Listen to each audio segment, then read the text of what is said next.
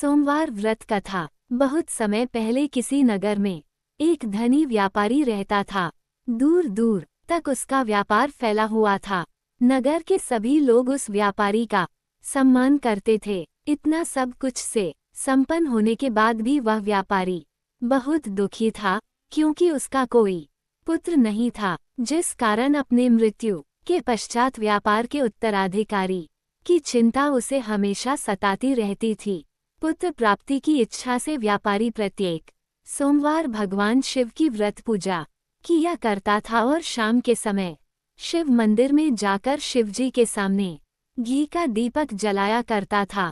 उसकी भक्ति देखकर मां पार्वती प्रसन्न हो गई और भगवान शिव से उस व्यापारी की मनोकामना पूर्ण करने का निवेदन किया। भगवान शिव बोले, इस संसार में सबको उसके कर्म के अनुसार फल की प्राप्ति होती है। जो प्राणी जैसा कर्म करते हैं उन्हें वैसा ही फल प्राप्त होता है। शिवजी द्वारा समझाने के बावजूद मां पार्वती नहीं मानी और उस व्यापारी की मनोकामना पूर्ति हेतु वे शिवजी से बार बार अनुरोध करती रही। अंततः माता के आग्रह को देखकर भगवान भोलेनाथ को उस व्यापारी को पुत्र प्राप्ति का वरदान देना पड़ा। वरदान देने के पश्चात भोलेनाथ मां पार्वती से बोले, आपके आग्रह पर मैंने पुत्र प्राप्ति का वरदान तो दे दिया, परंतु इसका ये पुत्र 16 वर्ष से अधिक समय तक जीवित नहीं रहेगा। उसी रात भगवान शिव उस व्यापारी के स्वप्न में आए और उसे पुत्र प्राप्ति का वरदान दिया और उसके पुत्र के 16 वर्ष तक जीवित रहने की भी बात बताए।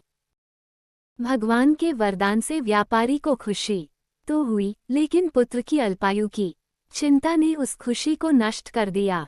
व्यापारी पहले की तरह सोमवार के दिन भगवान शिव का विधिवत व्रत करता रहा। कुछ महीनों के बाद उसके घर अति सुंदर बालक जन्म लिया। घर में खुशियां भर गई। बहुत धूमधाम से पुत्र जन्म का समारोह मनाया गया, परंतु व्यापारी को पुत्र जन्म की अधिक खुशी नहीं हुई, क्योंकि उसे पुत्र की अल्पायु के रहस्य का पता था। जब पुत्र 12 वर्ष का हुआ तो व्यापारी ने उसे उसके मामा के साथ पढ़ने के लिए वाराणसी भेज दिया। लड़का अपने मामा के साथ शिक्षा प्राप्ति हेतु चल दिया। रास्ते में जहाँ भी मामा भांजा विश्राम हेतु रुकते, वहीं यज्ञ करते और ब्राह्मणों को भोजन कराते। लंबी यात्रा के बाद मामा और भांजा एक नगर में पहुँचे। उस दिन नगर के राजा की कन्या का विवाह था, जिस कारण पूरे नगर को सजाया गया था। निश्चित समय पर बारात आ गई, लेकिन वर का पिता अपने बेटे के एक आंख से काने होने के कारण बहुत चिंतित था।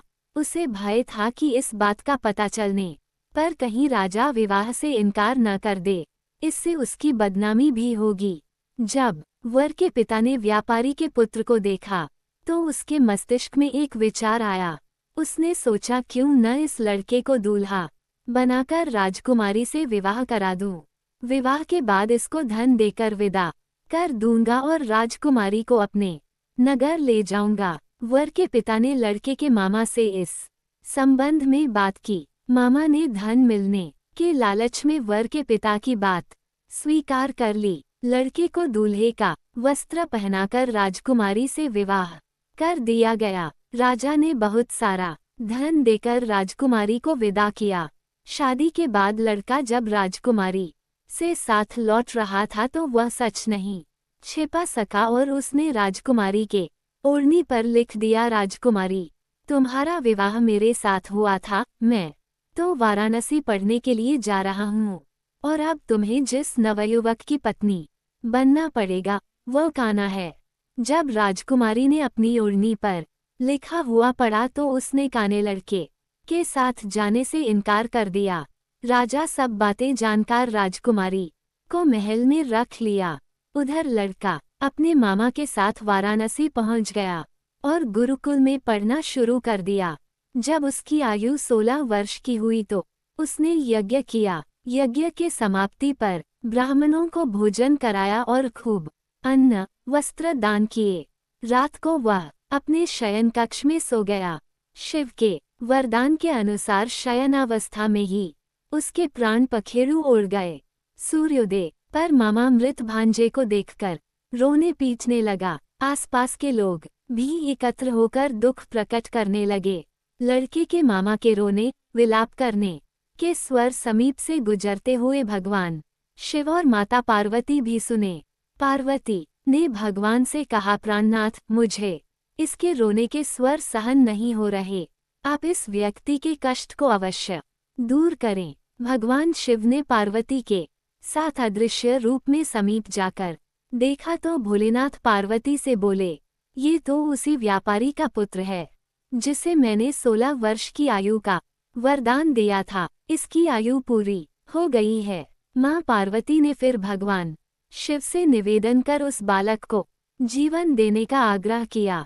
माता पार्वती के आग्रह पर भगवान शिव ने उस लड़के को जीवित होने का वरदान दिया और कुछ ही पल में वह जीवित होकर उठ बैठा। शिक्षा समाप्त करके लड़का मामा के साथ अपने नगर की ओर चल दिया। दोनों चलते हुए उसी नगर में पहुंचे जहां उसका विवाह हुआ था। उस नगर में भी यज्ञ का आयोजन किया। समीप से गुजरते हुए नगर के राजा ने यज्ञ का आयोजन देखा और उसने तुरंत ही लड़के और उसके मामा को पहचान लिया। यज्ञ के समाप्त होने पर राजा मामा और लड़के को महल में ले गया और कुछ दिन उन्हें महल में रखकर बहुत सा धन वस्त्र आदि देकर राजकुमारी के साथ विदा कर दिया। इधर भूखे प्यासे रहकर व्यापारी और उसकी पत्नी बेटे की प्रतीक्षा कर रहे थे। उन्होंने प्रतिज्ञा कर रखी थी कि यदि उन्हें अपने बेटे की मृत्यु का समाचार मिला तो दोनों अपने प्राण त्याग देंगे, परंतु जैसे ही उसने बेटे के जीवित वापस लौटने का समाचार सुना तो वह बहुत प्रसन्न हुआ। वह अपने पत्नी और मित्रों के साथ नगर के द्वार पर पहुंचा। अपने बेटे के विवाह का समाचार सुनकर पुत्रवधू राजकुमारी को देखकर उसकी खुशी का ठिकाना न रहा। उसी रात भगवान शिव ने व्यापारी के स्वप्न में आकर कहा, हे श्रेष्ठी, मैंने तेरे सोमवार के व्रत करने और व्रत कथा सुनने से प्रसन्न होकर तेरे पुत्र को लंबी आयु प्रदान की है। पुत्र की लंबी आयु जानकर व्यापारी बहुत प्रसन्न हुआ। सोमवार का व्रत करने से व्यापारी के घर में खुशियां लौट आईं। शास्त्रों में लिखा है कि जो स्त्री पुरुष सोमवार का विधिवत व्रत करते और व्रत कथा सुनते हैं उनकी सभी इच्छाएं पूरी होती हैं।